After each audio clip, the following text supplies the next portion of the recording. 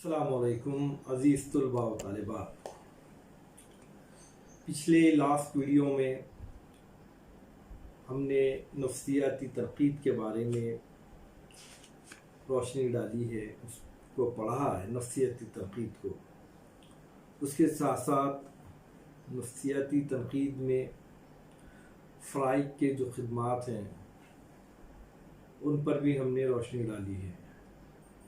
Fried का जो नज़रिया है और जिसका नाम तहलील नफ्सी है, उस पर भी हमने मुफस्सिल रोशनी डाली है। तहलील नफ्सी के अलावा नज़रिए शऊर, लाशऊर और तहती शऊर से भी मुतालिक़ कुछ बातें हमने देखी। शऊर से मुराद तो वो बातें हैं जो इंसान के जहन में रहती हैं। लाशऊर वो बातें होती हैं जो इंसान के जहन में पोशीदा होती हैं, और तहत शऊर उसे कहते हैं जो इंसान के जहन में बातें जाकर हमेशा के लिए गुमशुदा हो जाती है। इससे मुतालिक हमने पिछले वीडियो में, पिछले लेक्चर में पढ़ा है। नज़रिए लाशऊर की अहमियत को भी हमने जाना है, और फ़्राइड का जो तहलील नफ्सी का नज़रिया था उससे मुतालिक भी हमने बहुत सारी बातें पिछले वीडियो में हमने जानी है कि किस तरीक़े से तहलील नफ्सी के ज़रिए से इंसान की जहन में जो पोशीदा बातें हैं उनका पता लगाया जा सकता है, उनको पढ़ा जा सकता है। दरअसल नफ्सियाती तनक़ीद के मायने भी वही हैं कि इंसानी जहन का मुताला करना, ये नफ्सियात कहलाती है। और नफ्सियाती तनक़ीद अदीब की शख्सियत का मुताला, अदीब की ज़हानत का मुताला, अदब किन वजूहात पर या किन बेसिस पर, कौन सी वजूहात पर, किन हालात में ज़हूर पज़ीर हुआ है, उन तमाम कैफियत का मुताला करना जो है नफ्सियाती तनक़ीद कहलाता है। अज़ीज़ तलबा व तालिबात, ये तमाम जो बहस हैं उन तमाम मुबाहिस से यही नतीजा निकलता है कि बेशक नफ्सियात का इल्म एक ज़बरदस्त और वसी मैदान रखता है, लेकिन अदबी तनक़ीद पर उसका इतलाक़ बहुत ही महदूद दायरे में हो सकता है। क्यों महदूद दायरे में होता है? तो उसकी वजह यह है कि ये इल्म हमें ये नहीं बता सकता कि किसी अदब पारे की क्या क़द्र व क़ीमत है, क्योंकि उसमें क्या खूबी है और क्या ख़राबी है, और अदब में इसका क्या मुक़ाबला है। यानी अदब की क़द्र व क़ीमत मुतय्यन करना, उसकी खूबी और ख़ामी को पेश करना, ये नफ्सियाती तनक़ीद का काम नहीं है। नफ्सियाती तनक़ीद दो काम कर सकती है। अव्वल तो ये कि किसी तख्लीक़ के वजूद में आने के दाखिली असबाब व मुहर्रिकात का पता लगा सकती है कि जो कुछ भी तख्लीक़ है, चाहे वो शायरी की शक्ल में हो, चाहे वो नस्र की शक्ल में, ये जो कुछ भी तख्लीक़ है वो क्यों कर ज़ाहिर हुई, उसके असबाब क्या हैं, शायर ने ये नज़म क्यों लिखी।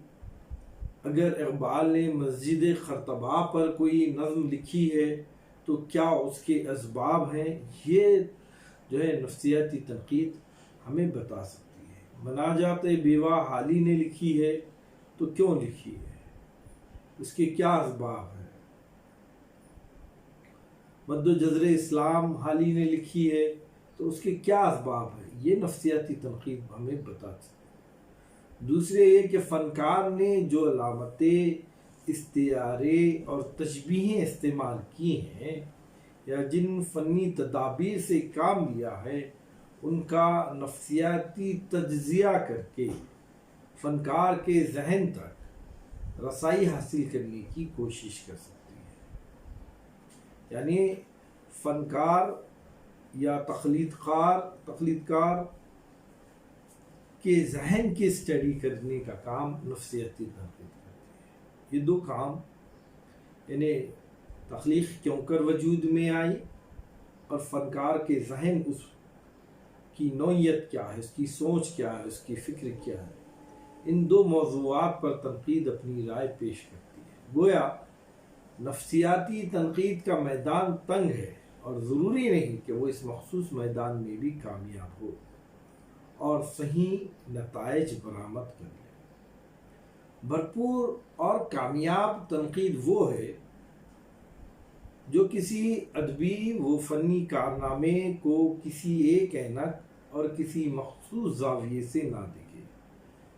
کوئی تخلیق ہے، اس پر ہم ایک ہی نظریہ قائم نہیں کر سکتے، ایک ہی نظریے سے ہم اس کو دیکھ نہیں سکتے، بلکہ جتنے وسائل ہیں اور جتنے طریقے ہیں، جتنے دبستان تنقید ہیں، ان تمام کا استعمال ہم کر کر اس فن کا جائزہ لے سکتے ہیں۔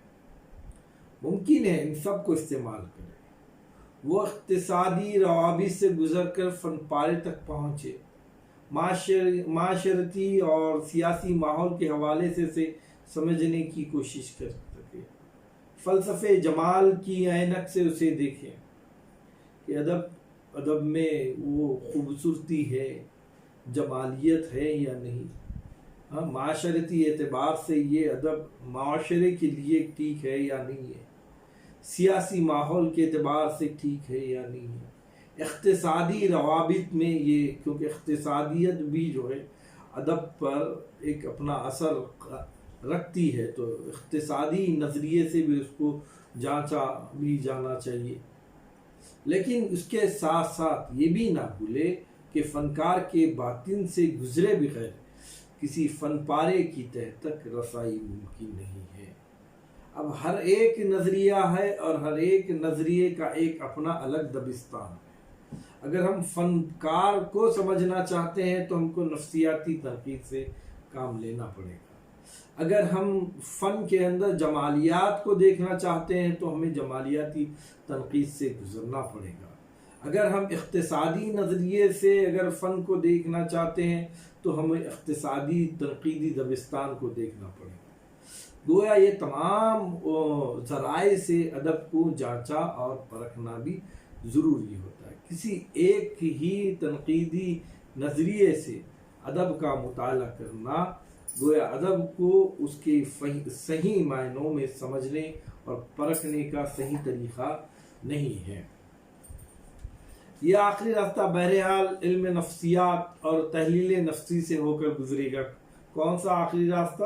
فنکار کو سمجھنے کا، فنکار کی ذہن کی اسٹڈی کرنے کا۔ یہ جو آخری راستہ ہے، یہ نفسیات اور تحلیل نفسیہ کا جو نظریہ ہے، اس نظریے سے ہم فنکار کو سمجھنے کی کوشش کر سکتے ہیں۔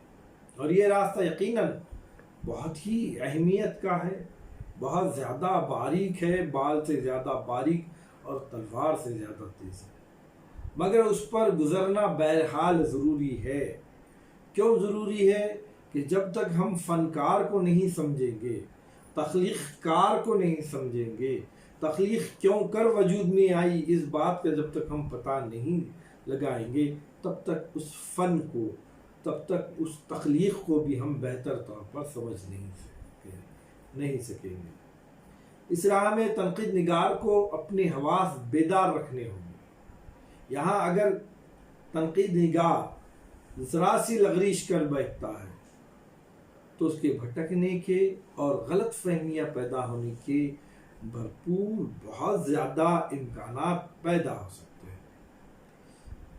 ادب کو سمجھنے اور پرکھنے کے بہت سے ذرائع ہیں، جن میں ہمارا پہلا ذریعہ ہمارا وجدان ہے۔ ہم کسی چیز کو سن کر یا دیکھ کر متاثر ہوتے ہیں۔ بہرکیف تھوڑا سا میں پچھلے اوراق میں آتا ہوں اور آپ کے سامنے یہ بات آپ کے گوش گزار کرتا ہوں کہ اردو میں نفسیاتی تنقید کا صحرا، اردو زبان و ادب میں نفسیاتی تنقید کی ابتدا سب سے پہلے میرا جی نے کی ہے۔ باضابطہ نفسیاتی تنقید کا آغاز میرا جی سے اردو ادب میں ہوا ہے۔ خیر، یہ بات تھی جو میں پچھلے ویڈیو میں پچھلے لیکچر میں کہنے سے بھول گیا تھا، لہذا بھی آپ کے سامنے کہا ہوں۔ تو میں یہ آپ سے کہہ رہا تھا کہ ادب کو سمجھنے اور پرکھنے کے بہت سارے ذرائع ہیں، الگ الگ ذریعوں سے ادب کو جانچا جاتا ہے، پرکھا جاتا ہے، لیکن ان میں جو سب سے پہلا ذریعہ ہے وہ ہمارا وجدان ہے۔ ہم کسی چیز کو سن کر یا دیکھ کر متاثر ہوتے ہیں۔ یہ تاثر مثبت بھی ہو سکتا ہے اور منفی بھی ہو سکتا ہے نا۔ تاثر کے دو پہلو ہوتے ہیں، ایک مثبت یعنی جس چیز کو ہم اچھا سمجھتے ہیں یا اس سے کوئی اچھے تاثرات لیتے ہیں تو اس کو ہم مثبت تاثر کہہ سکتے ہیں، یا کوئی چیز ہمارے دل اور دماغ کو نہیں بھاتی ہے، نہیں پسند آتی ہے، یا دل و دماغ کو متاثر نہیں کرتی ہے، یا قسم کا صدمہ پہنچاتی ہے، اس کو ہم منفی تاثر کہتے ہیں۔ مثبت تاثر کی شکل میں ہماری زبان پر بے اختیار تعریفی کلمات جاری ہو جاتے ہیں، واہ واہ کے کلمات جاری ہو جاتے ہیں، اس کام کو لے کر ہم جو ہے اس کی سراہنا کرتے ہیں۔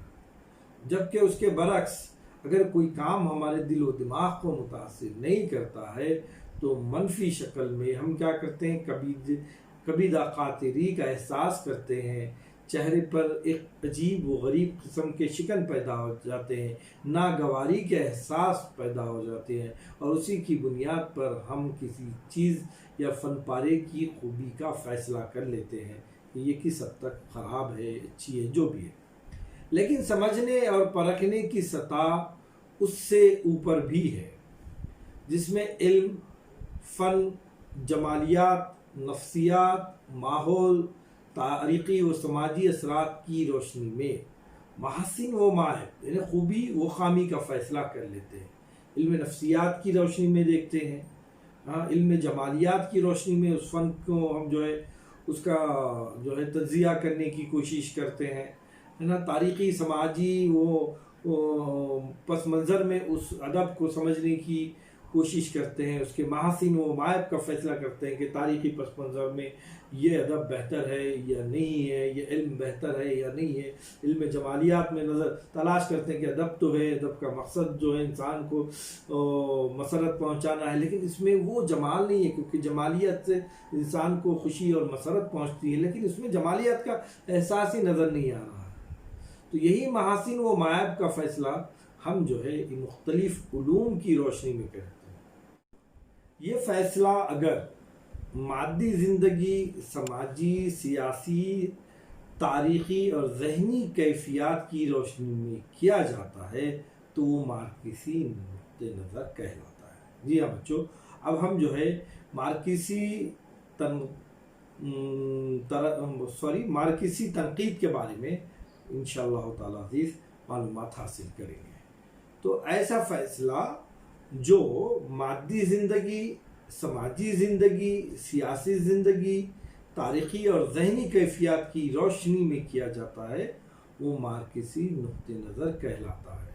یہاں پر ایک بات کی وہ میں وضاحت ضرور کروں گا کہ مارکسی نقطہ نظر پر اعتراض کرنے والے معاشی نظریے کی توجہ کرتے وقت اسے ایک میکینیکل نظریہ کہا ہے۔ میکانیکی طور پر آرٹ اور ادب سے جوڑ کر اسے محض کیفیات کا عکس ثابت کرنے کی کوشش کی، یعنی مارکسی نقطہ نظر کو انہوں نے اہمیت نہیں دی ہے ادب کو پرکھنے کے لیے۔ مارکسی تنقیدی دبستان ہے جس کو ہم پڑھنے جا رہے ہیں، اور اس میں مارکسی نظریے میں جو ہے مادی زندگی، سماجی زندگی، سیاسی زندگی، تاریخی زندگی کا بہت زیادہ امپورٹنٹ حصہ ہے، اور ایک حقیقت بھی ہے ادب انسان کی مادی زندگی کو بھی متاثر کرتا ہے، یا مادی زندگی کا اثر انسانی زندگی پر قائم ہوتا ہے، سماجی زندگی کا بھی اثر جو ہے ادب پر قائم ہوتا ہے کہ ہم مختلف جب دبستانوں کو پڑھتے ہیں تو دبستان نگار کیا کرتا ہے کہ اپنے موجودہ دور کی جو داستانیں لکھتا ہے اس کی سماجی زندگی کا عکس ان داستانوں میں پیش کرتا ہے۔ تو گویا سماجی زندگی کا عکس، سیاسی زندگی کا عکس اور تاریخی زندگی کا عکس مارکسی نظریات میں کافی اہمیت رکھتا ہے۔ مارکسی نقطہ نظر میں سماجی حقیقت کے ساتھ ساتھ اظہار کے وہ تمام جمالیاتی اور فنی پیمانوں کی اہمیت بھی ہے۔ یہ کوئی میکینیکل طرز نہیں ہے کہ اس کے اندر جمالیت نظر نہ آتی ہو یا دیگر اور فنی پیمانے اس میں شامل نہ ہو، ایسا نہیں ہے، بلکہ اس کے اندر جمالیاتی حسن و نظر بھی نظر آتا ہے مارکسی نظریے میں۔ یہ تخلیق کو خوبصورت، پر اثر اور دلکش بنانے کا بھی کام کرتا ہے۔ اب ہم انشاءاللہ تعالی دوسرے ویڈیو میں اس بات کو، یعنی مارکسی تنقید کی تعریف کیا ہے، اس کا مفہوم کیا ہے، ادب میں مارکسی تنقید کی کیا ضرورت ہے، تمام باتوں کو سمجھنے کی کوشش کریں گے، اور مارکسی تنقیدی دبستان کو بھی پڑھیں گے، اور مارکسی تنقیدی دبستان سے کن کن نقاد کا تعلق ہے، ان کے اپنے کیا نظریات ہیں مارکسی تنقید کو لے کر، وہ تمام باتوں کو جاننے کی کوشش کریں گے۔ آج کے لیے اتنا کافی ہے، شکریہ۔